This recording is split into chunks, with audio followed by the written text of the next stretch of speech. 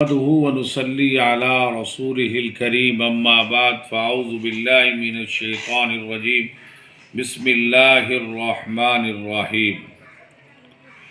5 چیزیں دیکھنے سے گناہ معاف ہوتے ہیں۔ 5 چیزیں دیکھنے سے گناہ معاف ہوتے ہیں۔ ایک صحابی حضور پاک صلی اللہ علیہ وسلم سے نقل کرتے ہیں کہ آپ نے فرمایا 5 طرح کا دیکھنا عبادت ہے۔ آج ہم گناہوں کی لت پت میں ہیں، گناہوں کی دلدل میں دھسے ہوئے ہیں، اور انہی گناہوں کی وجہ سے آج پریشانی، بے اطمینانی کا شکار ہیں، سکون نام کا نہیں، اس لیے کہ ہم گناہ زیادہ کرتے ہیں۔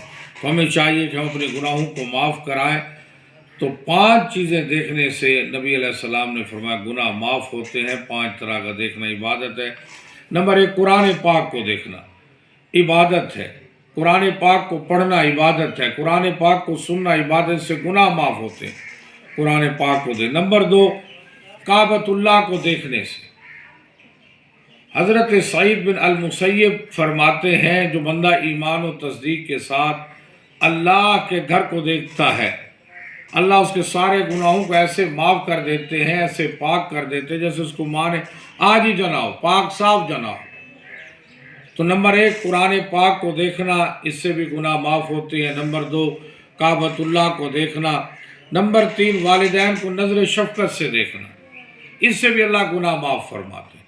اور جو بندہ ہنستے مسکراتے چہرے کے ساتھ والدین کو دیکھتا ہے، اللہ حج اور عمرے کا ثواب عطا فرماتے ہیں۔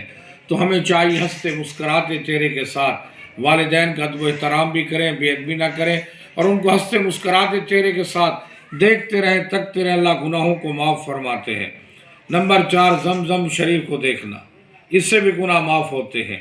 عالم کے چہرے کو دیکھنا، اس سے بھی گناہ معاف ہوتے ہیں، اور یہ باتیں خطاؤں کو گراتی ہیں، یعنی معاف کراتی ہیں۔ تو میرے بھائی اور دوستو، آج گناہوں کی دلدل میں دھسے ہوئے گناہ بہت زیادہ ہیں۔ ہمیں چاہیے کہ ہم اپنے گناہوں کو اللہ سے معاف کرائیں، توبہ کریں، اور ان 5 چیزوں کے دیکھنے سے بھی گناہ معاف ہوتے ہیں۔ نمبر 1، قرآن پاک کو دیکھنا۔ نمبر 2، کعبۃ اللہ کو دیکھنا۔ نمبر 3، والدین کو نظر شفقت سے دیکھنا۔